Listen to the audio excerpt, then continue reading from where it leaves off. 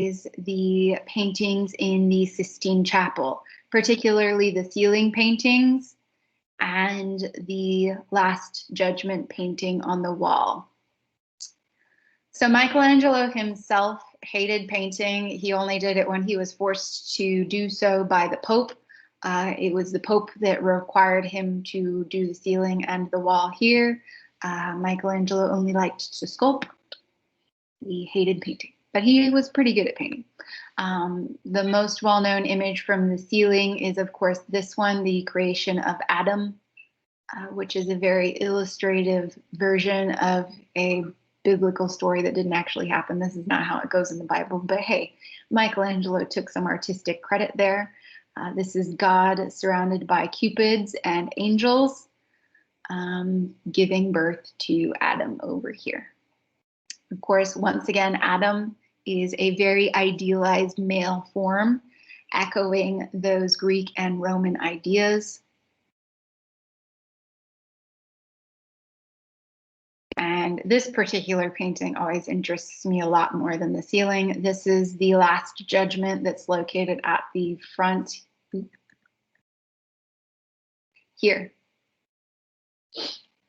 The reason why this one always interests me a little bit more is because there's a lot going on here. There's a lot of interesting stories too. So here we see an illustration of heaven, purgatory, and hell. So down in the bottom corner here, you see the river Styx. The demon is transporting people across the river Styx to hell in the bottom corner. And here you see demons trying to pull people down from purgatory into the realm of hell. And then right above purgatory, you see heaven. You see some saints pulling people out of purgatory into heaven too, but not near as many. And of course, in heaven, like I said, it's a bunch of saints. Every single saint in this painting is paired with whatever it was that killed them, so that you know who's who. It's like the who's who of heaven. In the center here, we see God with Mary right next to him. If you are super, super familiar with all of your saints, which I am not super familiar with my saints, I used to be better at it, but now I'm not. Up here you see the saint that was known for being crushed by a column. There is one of the 12 apostles that was crucified upside down. I can't remember which one is which. There is a saint, I'm trying to look for them all, the cool ones anyways. This saint here, he was grilled to death, so he's holding his grill right there. And then the last one we'll look at is this one. This dude right here, he was skinned alive, so he is holding his skin. In his skin, fun fact, is a self-portrait by Michelangelo. So like I said, if you really know all your saints, you could probably figure out who's who in all of this image. But there's a lot going on. And that's why I think it's a little bit more interesting than the ceiling too. And our last of the big three is Raphael. We've already kind of looked at this painting before by Raphael. Raphael ended up dying young in his 20s. Michelangelo and Da Vinci lived to be very old. Michelangelo lived into, I'm pretty sure, his 60s. Raphael did, it was like 22, 23 when he died. That's because Raphael liked to drink, party, and have a lot of sex. So he died very young. Most people think that it's probably either drinking too much or a venereal disease. So yeah, Raphael is actually buried in the Pantheon that we looked at last week. But because he died young, we don't have too many works from him. Most art historians feel like had he lived longer, he probably would have been a lot more well known than Da Vinci or Michelangelo, because the works he produced were on par with their works from when they were in their 40s, and he was in his early 20s. Here's an example of one of his frescoes. The School of Athens, which of course the focal point of the School of Athens is Aristotle and Plato.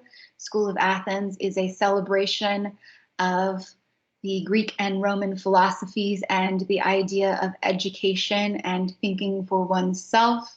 It is a wonderful example of linear perspective. The focal point is right here, and your horizon line is right there, and all of your lines go towards them. And of course, here is a self-portrait of Raphael back here, and Michelangelo's up here with his stone, and Da Vinci's right here, and you probably pick out everyone in this painting, but yeah. Here's another example of a work by Raphael. This is a watercolor on paper. The fact that he was able to create something this detailed and realistic with watercolor is extremely impressive. If you've ever tried to use watercolors, you would probably realize that. We have some atmospheric perspective being used here. There's also linear perspective happening. And this is a biblical story of Paul, or Saint Paul, which is why he has a little halo there, preaching to the city of Athens.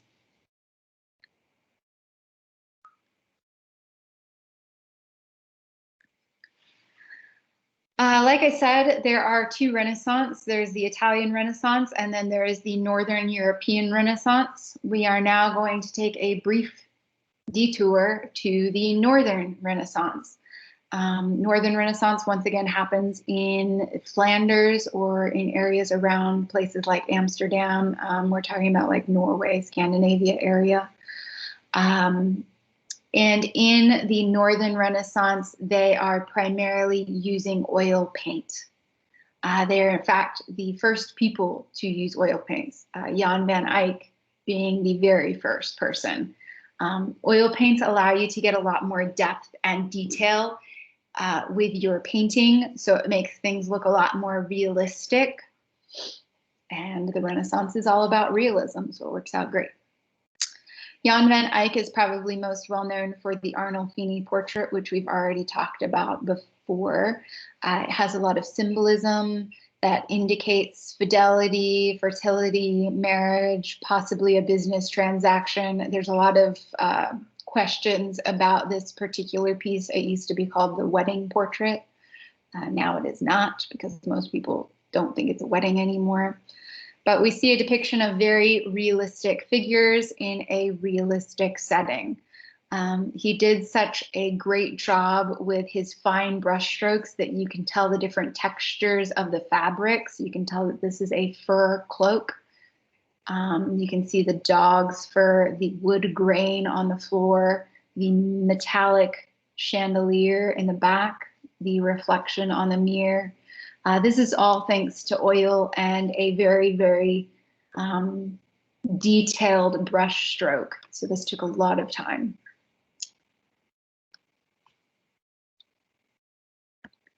And just a reminder of how detailed he was. He copied the image in the mirror. Back here, you see the couple's backs. Jan van Eyck is right here. And you actually see the story of the Lamentation of Christ happening in the rondels. These rondels were done with a brush that had a single brush hair on it. The Lamentation of Christ is just the story of Christ's crucifixion.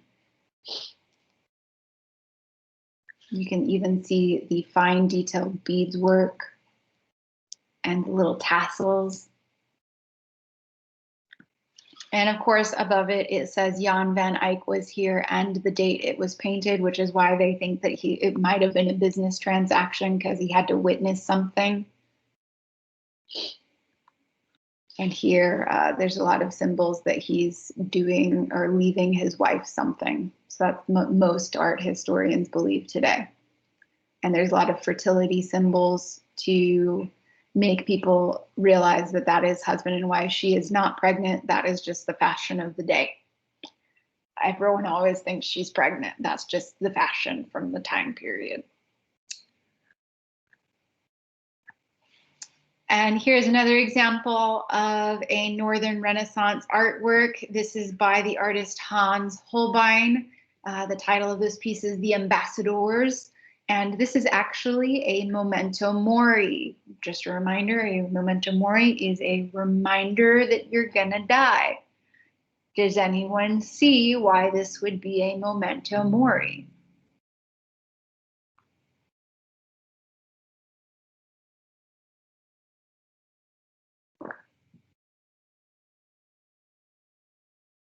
No one can tell why this might be a reminder of death. That looks kind of like a skull, like in. Yeah. So this is a cool painting because it looks like something was digitally printed and stretched out on this canvas. There's actually a skull down here, but this was painted back in the early Renaissance, well, high Renaissance for the Northern period. So back in the 1500s, early 1500s. So it's quite impressive that Hans Holbein was able to accurately stretch out a skull across the bottom just to add in your reminder of death. Memento moris were once again extremely, extremely popular in the Northern European Renaissance. That's because the Puritans and Pilgrims were very prevalent there, and they were all about reminding people that they were going to die. And it's going to be quite a theme going forward. This is called The Ambassadors, but it's actually an illustration of these two guys that are about to go and explore the new world, which is why you see a bunch of globes here, some mapping tools to help you map the stars. A little example of foreshortening is down here with the musical instrument. Once again, foreshortening is using a diagonal to try and make things look more realistic. And this was painted right after Columbus. And here is a self-portrait of Hans Holbein himself. I like to throw that in because he looked like Jesus, which is funny because I originally, when I first saw this, thought it was Jesus. That was a long time ago. Now I know it's a self-portrait. But here's another great example of an artist that was able to use fine details to capture different textures in painting. And once again, that's mostly thanks to oil paint. Hans Holbein is also very well known for his printmaking abilities. We've already looked at this one before with the printmaking section, but here you see the very detailed etching. This is an intaglio print, which was on metal plate.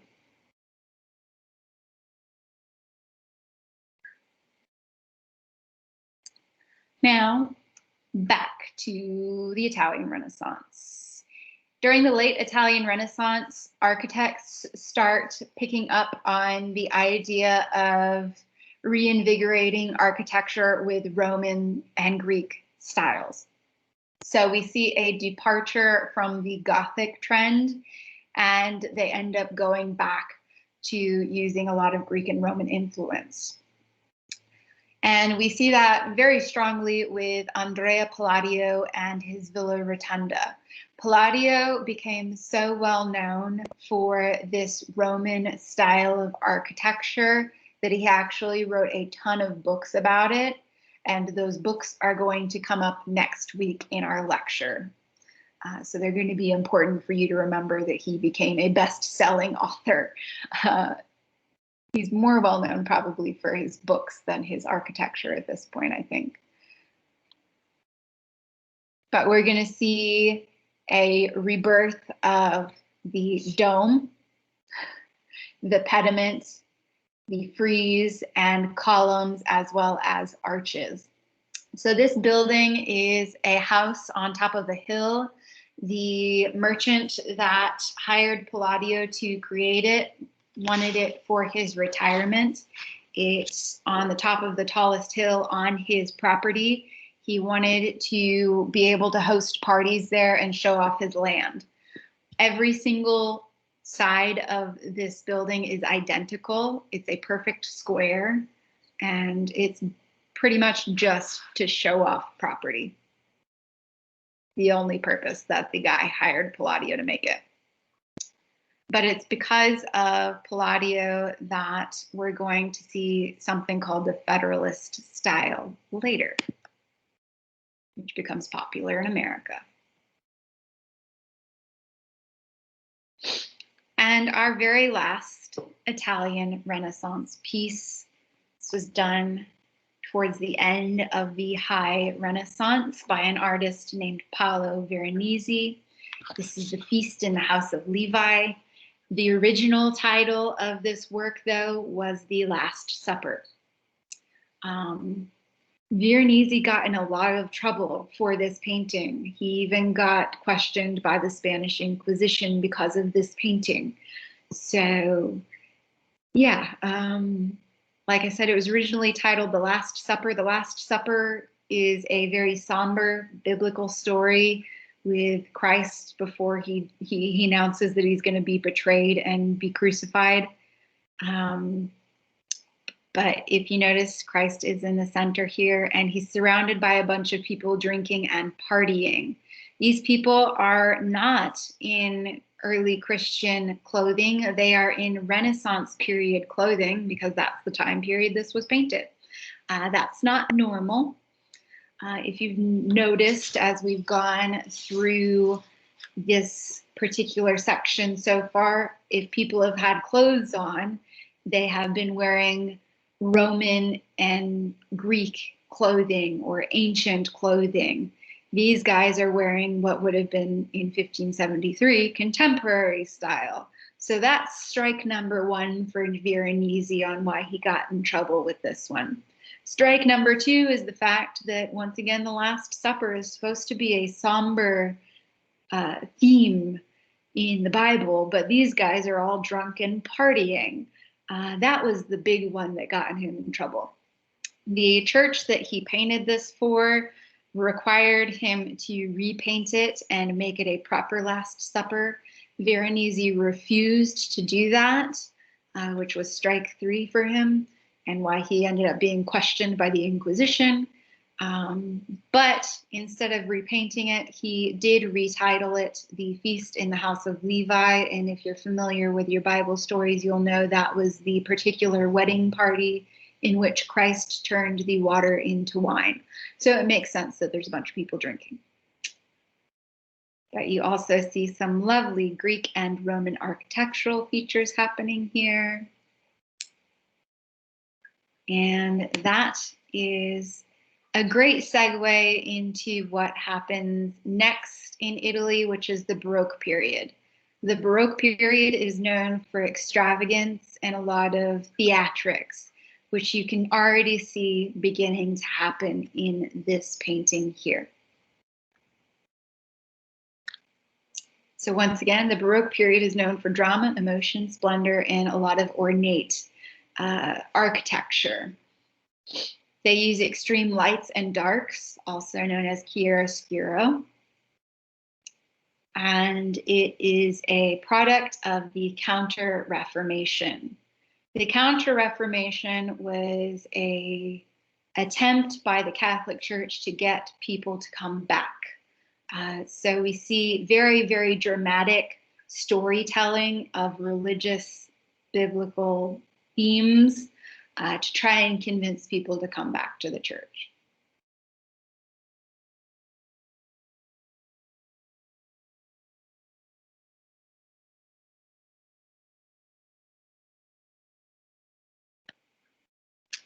Our first example of a Baroque artist is Caravaggio.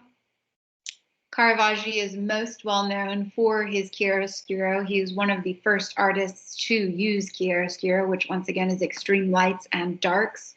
Of course, you can see like it basically looks like St. Paul here, who is the main character in the story, has a spotlight on him. That's how chiaroscuro works. It's like you have a theatrical spotlight on you that makes everything in the background look black.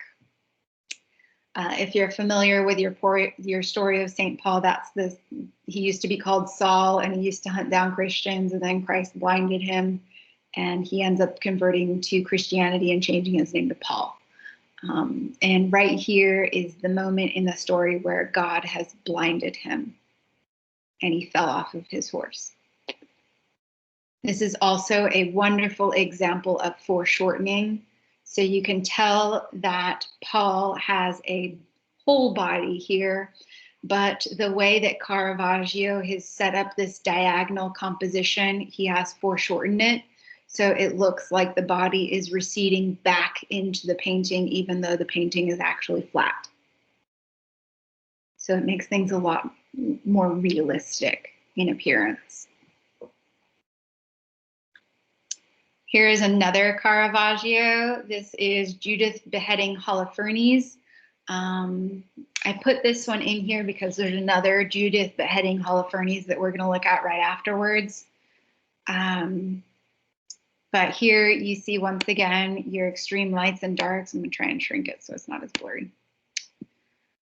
Of course, the spotlight is on this leading lady right here. This is Judith. This is another biblical story. However, this one is not in our Bible today. Fun fact, there are some Bible stories that are no longer in our Bible today, and this is one of them. So the story of Judith is one in which Judith saves the Jewish people from the Assyrians who have conquered them.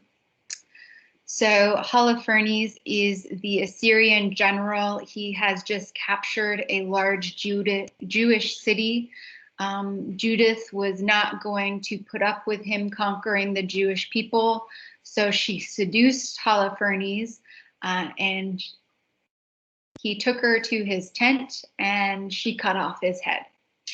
And she put his head on a spike, and that scared away all of the other Assyrian forces, and the Jewish people were free. And here is that story illustrated here. Does this Judith look like she's super eager to cut off his head?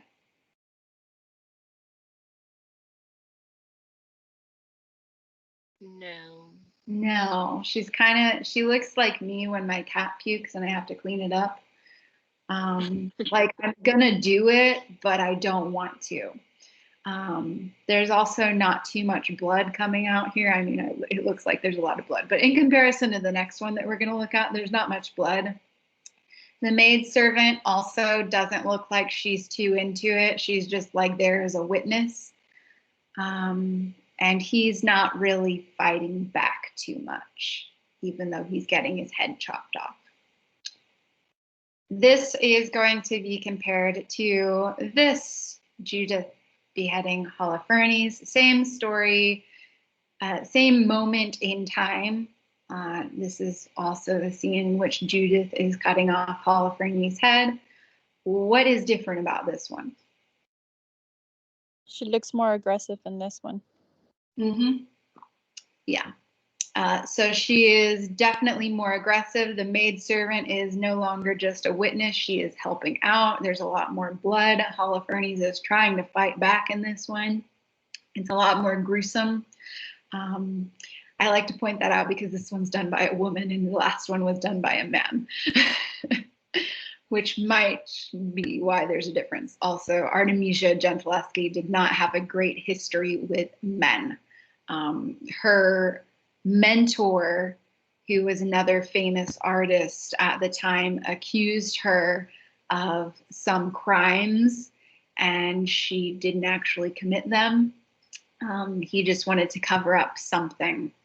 So she ended up being tortured for crimes that she didn't actually commit because of her mentor, and she kind of took out those frustrations in her painting. She has a really interesting story, and I like to talk about her a little bit because it's not often in Renaissance period that we got to talk about females, because it kind of wasn't allowed for females to be artists. And that brings us to our very last David. This one is done by an artist named Bernini.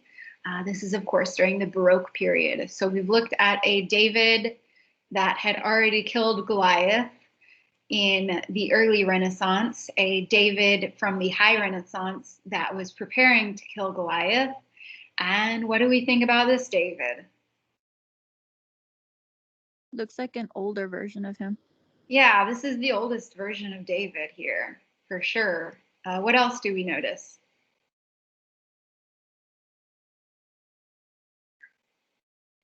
His pose is different. Yeah, his pose is a lot more dynamic in this one. There's movement and action, whereas the last two Davids were kind of just posing.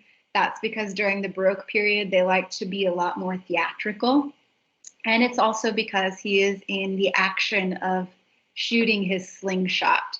So we talked about the David that was preparing and the David that had already killed. This one is in the process of shooting his slingshot. What else do we notice about the David? He's wearing clothes. Yeah, he's wearing clothes. That's the big one. He's wearing clothes. Another thing I'd like to point out is his facial expression. The other two Davids didn't have too much going on with their facial emotion. This one does. He's a lot more intense here because, once again, it's the Baroque period and they're very much invested in emotions. He does still, however, have a little stump attached to him. Here's another Bernini sculpture. This is the Ecstasy of Saint Teresa. Saint Teresa was a saint that believed she could hear God's voice. And one night, she had a dream that God came down and pierced her heart with his light. And that is what we see illustrated here. There is an angel holding a little golden arrow, and Saint Teresa is in ecstasy as that light is about to penetrate her heart. If we got a really good close-up on it, you would see her facial expression as well as the angels. We see, once again, movement and action taking place here. They aren't just posing. We even see exaggeration going on with particularly Saint Teresa here. I can't show this one in my morning classes because they don't take it seriously. You guys, I can't see you, so I don't really care. Here is what's happening in the northern area during the Baroque period. In the north, we have Peter Paul Rubens, who is a court painter for the King of England at the time. If you ever go to England, there are a ton of Peter Paul Rubens paintings. That's because the dude had to make a lot of money because he had a lot of kids. He had 13 kids. So there are a ton of Peter Paul Rubens paintings because he had to sell a lot of paintings to make a lot of money to pay for 13 children. He also liked to live a very lavish lifestyle. I say that because we're going to be looking at quite a few different Peter Paul Rubens in a second.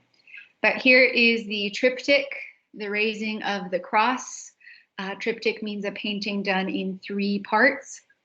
Did we look at this one already in this class? I can't remember.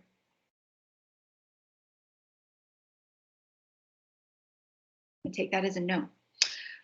Because my morning class, we had studied this one in depth. So I couldn't remember if we did in here. Here in the center part, we see Christ being risen on the cross. Of course, a very exaggerated pose here. These men are extremely muscular to illustrate the strenuous effort put into the raising of the cross. There is a directional force line that leads us up to his face. And of course, there's figures surrounding him, raising him. I like to look a little bit at the facial expressions. I might actually blow this up a bit so that we can get a closer look at the faces.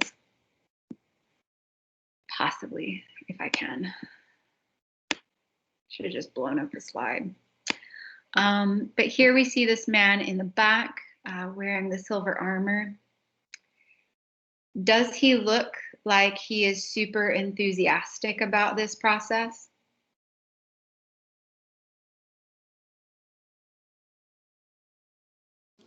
No. No. I always think he looks like concerned or worried. Yeah. Yeah.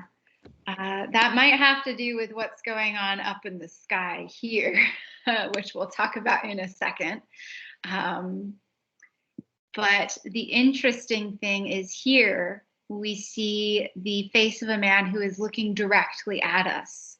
That's not normal for this time period of painting. That never happens. It's very rare when the artist paints a viewer looking directly at you. The other interesting figure that occurs here is this man here with the bald head. What do you guys think about him? What does he look like to you?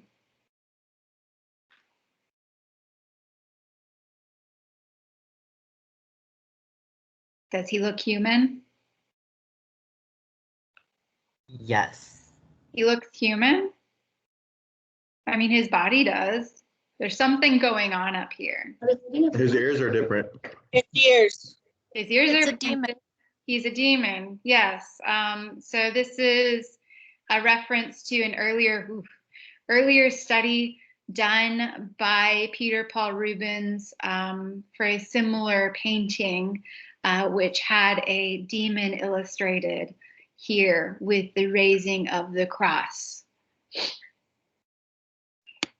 Over on this panel, we see the women weeping as Christ is being raised, and of course, St. John and Christ's mother Mary.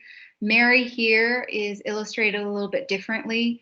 During the Counter-Reformation, instead of showing Mary as a weak woman, they wanted to show her as a strong, resolute, faithful woman. So she is not shown crying. She is supposed to be an example for the other women to look at in that time period as being strong and faithful. Because once again, we're in the Counter-Reformation era. And over here on this side, we see the Roman guards in the process of crucifying the two criminals. If you're familiar with that story, there's two criminals that get crucified with Christ. And of course, in the Bible, there is the setting of when Christ is crucified, there is an eclipse and an earthquake, which is what is happening up here. Which is why I said that might be why he's a little bit concerned, because he's kind of looking over there. You might be wondering, why is there what? Because they didn't know what an eclipse was back then.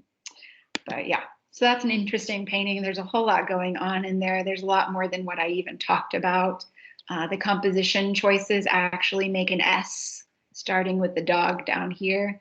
That's because our eyes like to follow curvy things. So that kind of helps lead our eyes around the painting. There's a lot more stuff going on than just that, though. Here's another Peter Paul Rubens. This is Daniel in the Lion's Den. Once again, showing you a lot of drama and exaggeration. I mean, even the lions' faces have a lot of exaggeration happening here. And here is a self-portrait of Peter Paul Rubens and his wonderful wife. And the very final Peter Paul Rubens that we're going to look at here. This is an illustration of a mythological story. This is entitled The Judgment of Paris. This is a fun one, though. Is anyone familiar with the Judgment of Paris and that story from mythology? It's an interesting story. So, as the story goes, the three goddesses, Aphrodite, Athena, and Hera, one day went to Zeus and asked him which one was the prettiest. And Zeus was not stupid, so he did not answer. And he said, you know what? I heard about this guy named Paris down on Earth, and he's supposed to be a super fair judge. You should go and ask him. So the lovely goddesses went to Earth and asked Paris which one he thought was the prettiest. He was like, I can't really tell. So they decided to start stripping naked to try and convince him which one was the prettiest. And he said, I still can't really tell. So then they decided to bribe him. Hera, I can't remember what she offered him, something about providence in the future. Athena offered wisdom in battle, in all of his future battles. Paris was a prince, the Prince of Troy, so he would have needed that. And Aphrodite offered him the most beautiful woman in the world as his wife. Paris, being Paris, chose Aphrodite. He said Aphrodite was the prettiest woman in the world. And as promised, Aphrodite granted him Helen, who was already married to the king of Sparta at the time, as his wife. And this ends up starting the Trojan War, which is where that wooden horse comes into play. This is where it all started, which is a fun little story. Over in Spain, the Baroque period takes a different spin with the work of the court painter Diego Velázquez, who is painted right here. That is his self-portrait. This is his most well-known painting, Las Meninas. And just like in Peter Paul Rubens' works, there's a lot going on in this one too. So we already see there's a self-portrait of Velázquez here. He is painting something on this large canvas here. What is he painting? Well, if we look at the mirror in the background, we can tell he is painting the King and Queen of Spain. But the painting itself is actually a painting of the Princess of Spain surrounded by her court. So there's a painting within a painting here, which is why it's a little fun. And of course, we can't move on from the Baroque period in Northern Europe without focusing a little bit on Rembrandt. This is Rembrandt's Return of the Prodigal Son. You might notice Rembrandt's works are a bit different from Rubens or Velázquez pieces in the sense that Rembrandt chooses to use a lot more of a light, feathery brush stroke in his paintings.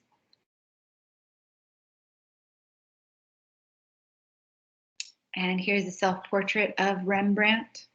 He did a lot of self-portraits. He would do one every year, like a school photo. And he is most well known for this painting, The Night Watch, which is also like a school photo, but like a class photo. So in Amsterdam, at the period of time that we're talking about right now, the Baroque period, it was quite popular for guilds to paint pictures together, so get a picture taken together kind of thing. So this is what I would call class portrait of one of the guilds in Amsterdam at the time. But this is a very different class portrait than a normal class portrait. Most of these guild portraits, they would just be standing together like your elementary school kids would in their class photos. This one, however, has a lot happening, which is rare. So Rembrandt has chosen to paint these men in action rather than just standing still. They're all holding weapons. This particular guild was known for their rifle. They were riflemen, which is why this man here is holding a rifle.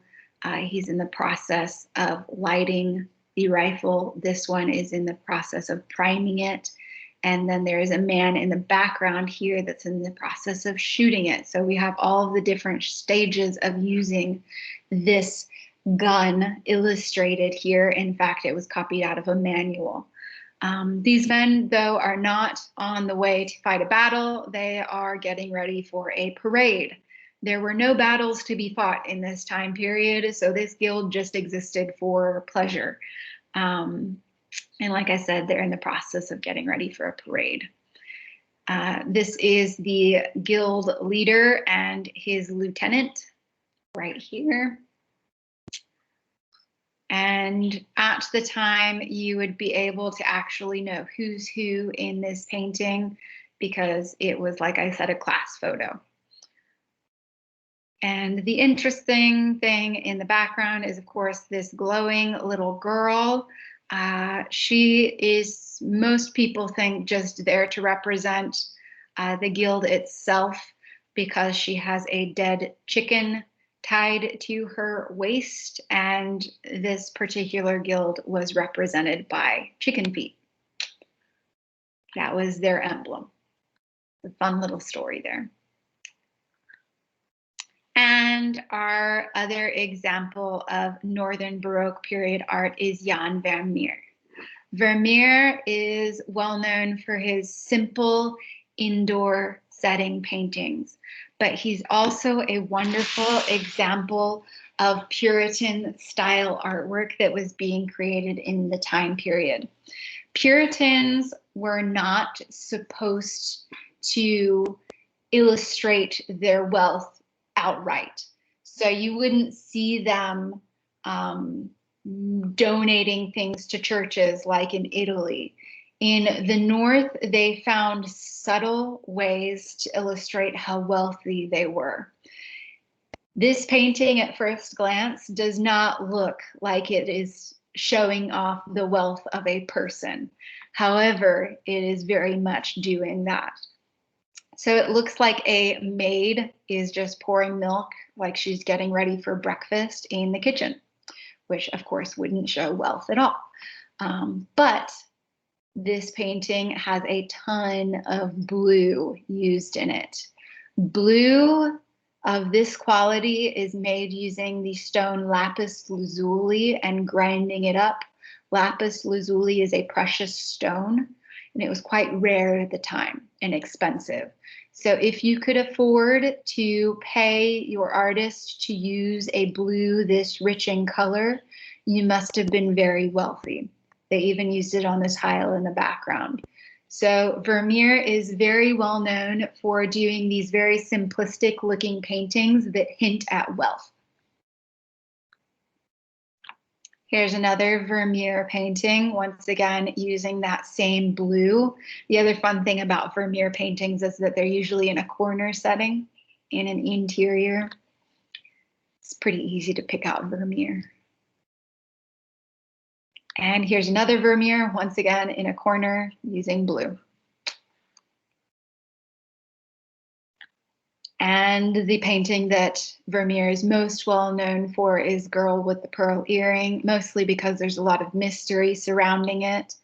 This is also quite different from Vermeer's other paintings, and it was not commissioned by a merchant or family. It was done solely because Vermeer wanted to do it, which is also why there's a lot of mystery surrounding it. You see the solid black background, which is quite different from the other Vermeers we've been looking at, and all focus is put on this girl, which no one is for sure who it is.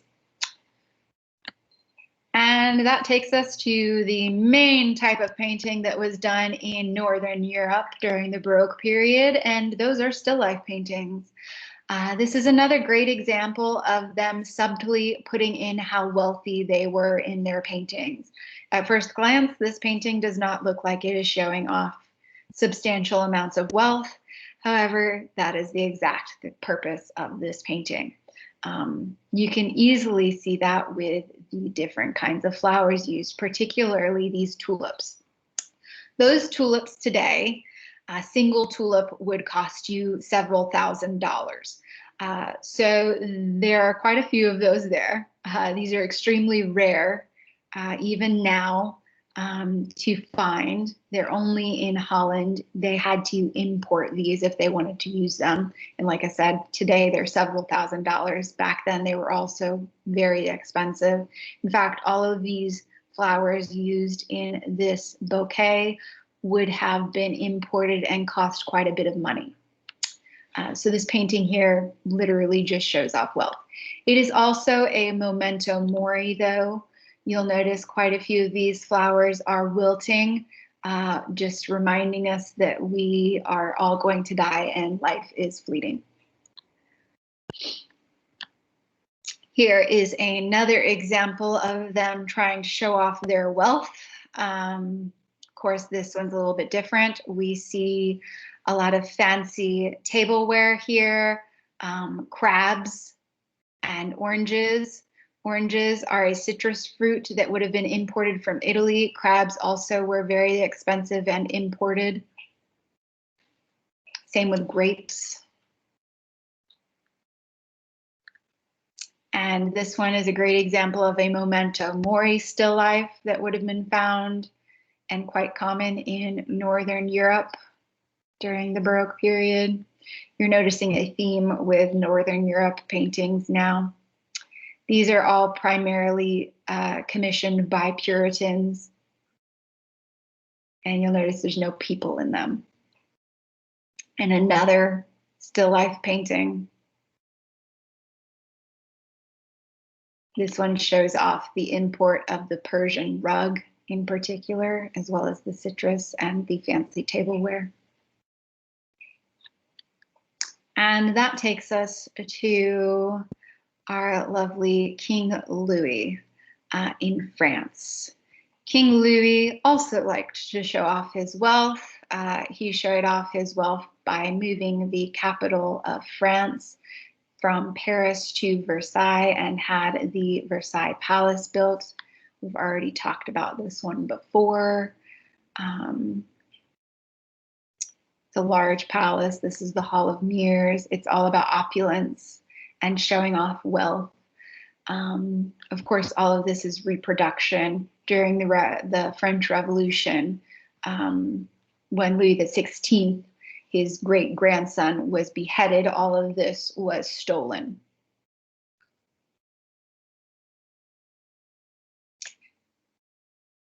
So this is all about opulence.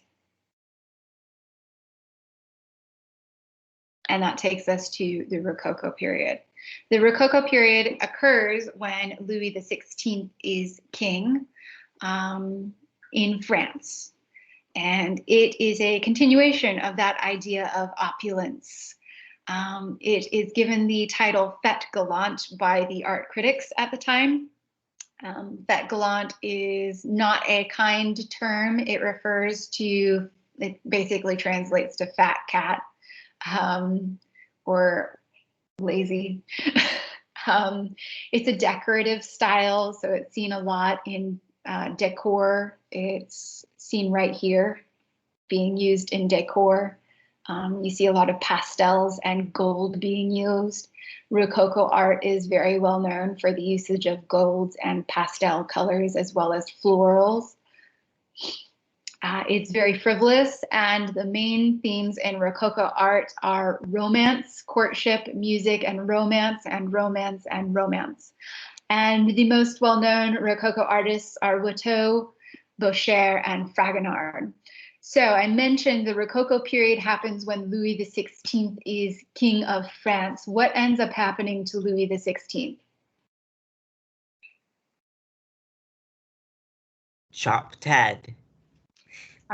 He had his head cut off. His wife is Marie Antoinette. She also had her head cut off. That is because the masses of France were starving to death and the wealthy were just getting wealthier and partying. And the Rococo period of art is a great example of the wastefulness that came out of the wealthy masses at that time. Here is Watteau's Embarcation for Cythera. This is the reason why Rococo art is given the title Fête Galante, this painting right here. The island of Cythera is an imaginary island where people would go for love. It's like Aphrodite's love island, basically. So you see here all of these couples lined up to get on the boat to head towards Cythera. There's a bunch of cupids flying around. There's a statue of Aphrodite and Cupid here. This is all about romance happening in a period when people are starving. So quite two polar opposites happening in France at that period of time. And like I said at the beginning, I talk badly about Rococo art, but I actually find it quite enjoyable to look at.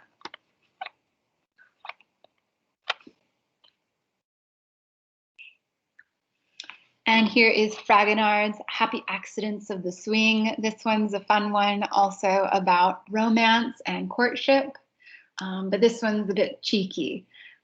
So here we see this lady on a swing. There is a man down here hiding in the bushes. Another man is back here actually pushing the swing, and there's a statue of a Cupid going shh with his finger. So this poor schmuck back here has been tricked into pushing this lady's swing. He thinks that she likes him. However, little does he know that her lover is hiding in the rose bushes below, peeking up her skirt. And of course, she is tossing her shoe to him.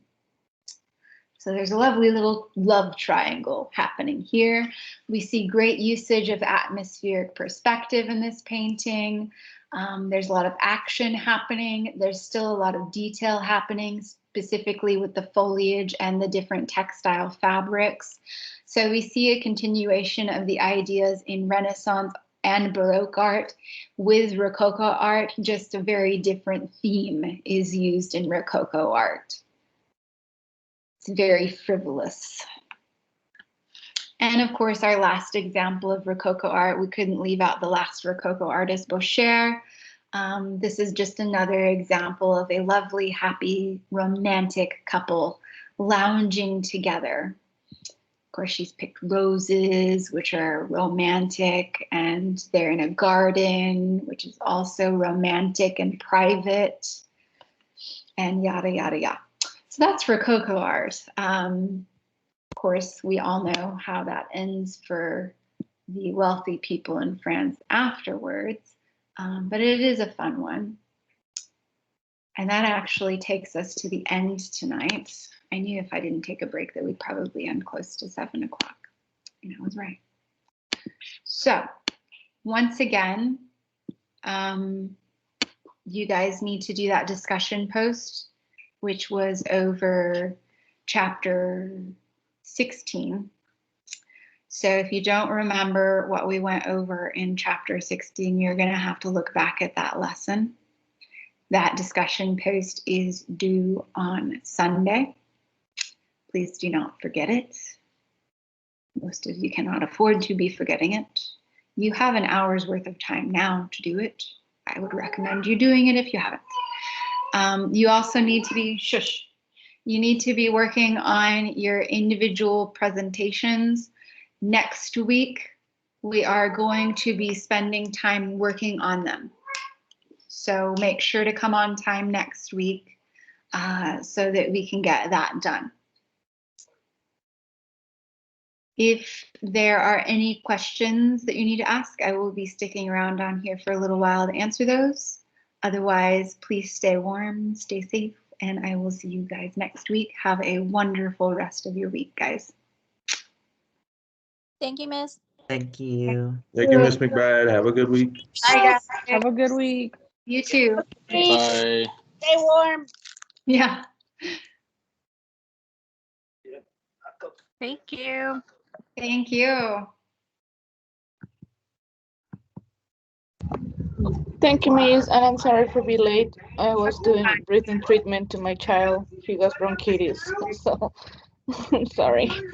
Oh, it's fine. It's totally fine. I always get you, so it's not a big deal. Thank you, ma'am. See you next week.